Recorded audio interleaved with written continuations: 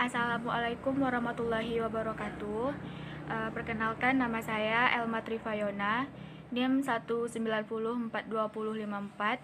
Saya akan mempresentasikan hasil PPT saya yang diajukan sebagai mata kuliah Manajemen Sumber Daya Sektor Publik, yaitu tentang motivasi kerja di sektor publik.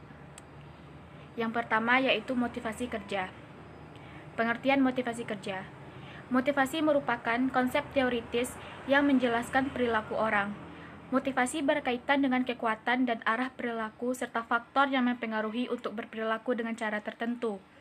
Menurut Feitzal dan Vella, motivasi kerja merupakan serangkaian sikap dan nilai-nilai yang mempengaruhi individu untuk mencapai hal-hal yang spesifik dengan tujuan individu. Sedangkan menurut Kadarisman, berpendapat bahwa motivasi kerja adalah penggerak atau pendorong dalam diri seseorang untuk mau berperilaku atau bekerja dengan giat, baik sesuai dengan tugas dan kewajiban yang telah diberikan kepadanya. Yang kedua yaitu teori model motivasi. Ada beberapa pendapat ahli yang mengemukakan pendapatnya tentang teori model motivasi. Ada 3, yaitu teori Maslow, teori McClelland, dan teori McGregor. Yang pertama yaitu teori Maslow. Teori Maslow menjelaskan tentang hierarki kebutuhan. Maslow membagi kebutuhan manusia sebagai berikut, yaitu kebutuhan fisiologis, kebutuhan rasa aman, kebutuhan sosial, kebutuhan penghargaan, dan kebutuhan aktualisasi diri. Maslow berpendapat bahwa apabila kebutuhan-kebutuhan para karyawan suatu organisasi atau perusahaan terpenuhi, maka itu akan meningkatkan motivasi kerja pada suatu karyawan. Yang kedua yaitu teori McClelland. McClelland berpendapat bahwa prestasi dapat mampu meningkatkan motivasi kerja seorang karyawan. McClelland menguatkan pada 3 kebutuhan, yaitu kebutuhan prestasi yang tercermin dari keinginan mengambil tugas yang dapat dipertanggungjawabkan secara pribadi atas perbuatan-perbuatannya. Yang kedua yaitu kebutuhan afiliasi. Adalah kebutuhan ini ditujukan dengan adanya bersahabat. Serta yang terakhir yaitu kebutuhan kekuasaan, yaitu kebutuhan yang tercermin pada seseorang yang ingin mempunyai pengaruh atas orang lain. Dia peka terhadap struktur pengaruh antar pribadi dan dia mencoba menguasai orang lain dengan mengatur perilakunya. Yang ketiga yaitu teori McGregor. McGregor merumuskan sebuah teori yang didasarkan pada lingkungan internal pada sebuah organisasi. Teori ini disebut dengan teori X.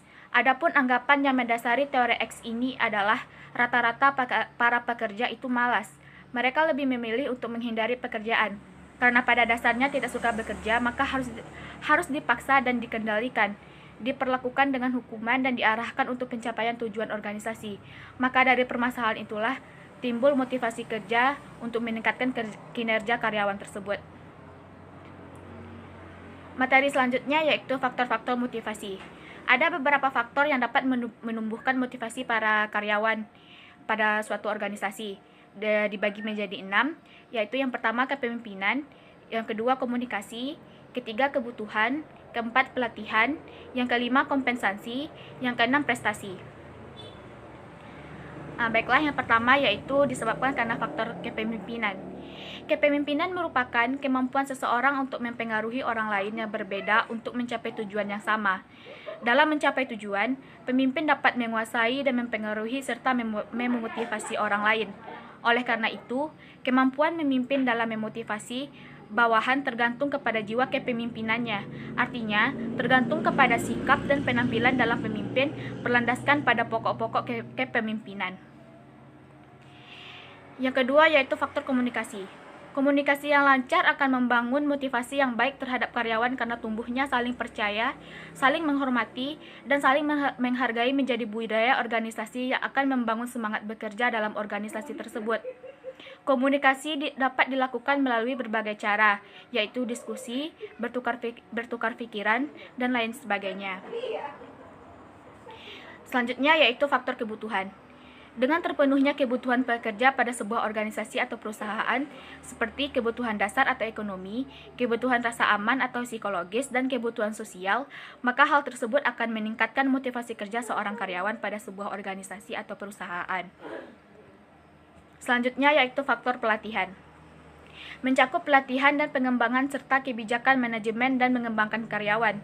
Seorang pegawai yang mempunyai tingkat pendidikan yang lebih tinggi biasanya akan lebih termotivasi karena sudah mempunyai wawasan yang lebih luas dibandingkan dengan karyawan yang lebih rendah tingkat pendidikannya.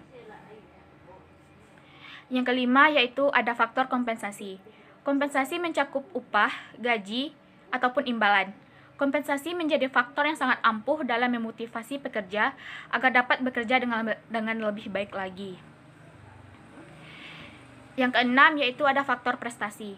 Prestasi kerja dapat diartikan sebagai hasil yang dicapai seseorang menurut ukuran yang berlaku untuk pekerjaan yang bersangkutan. Prestasi kerja berhubungan erat dengan motivasi kerja. Artinya, semakin tinggi prestasi yang didapatkan oleh seorang pekerja, maka semakin tinggi pula motivasi kerjanya. Materi selanjutnya yaitu sumber-sumber motivasi.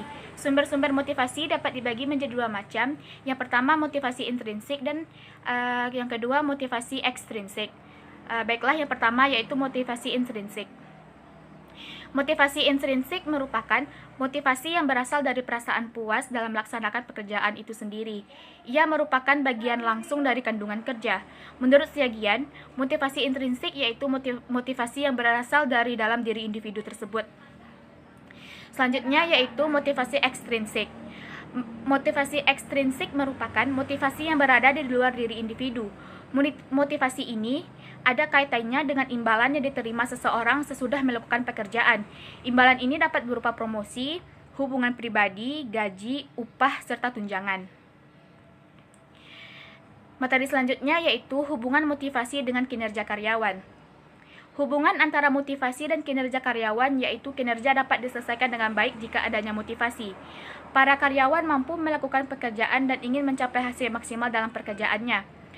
Perwujudan kinerja yang maksimal dibutuhkan suatu dorongan untuk memunculkan kemauan dan semangat kerja, yaitu dengan motivasi. Motivasi berfungsi untuk merangsang kemampuan karyawan, maka akan tercipta hasil kinerja yang maksimal. Selanjutnya yaitu pengaruh motivasi terhadap kinerja karyawan. Motivasi berpengaruh sangat signifikan terhadap kinerja karyawan. Motivasi merupakan dorongan dalam diri seorang karyawan untuk mencapai sebuah tujuan organisasi. Semakin tinggi motivasi seseorang karyawan, maka kinerja yang dihasilkan pun akan sangat baik sehingga dalam pencapaian tujuan organisasi akan mudah dicapai. Begitupun sebaliknya, rendahnya motivasi seorang karyawan akan berimbas pada kinerjanya yang buruk dan proses pencapaian tujuan organisasi akan sulit terwujud. Sekian presentasi dari PPT saya. Kalau ada salah dan janggalnya saya mohon maaf. Saya tutupi dengan membaca Assalamualaikum warahmatullahi wabarakatuh.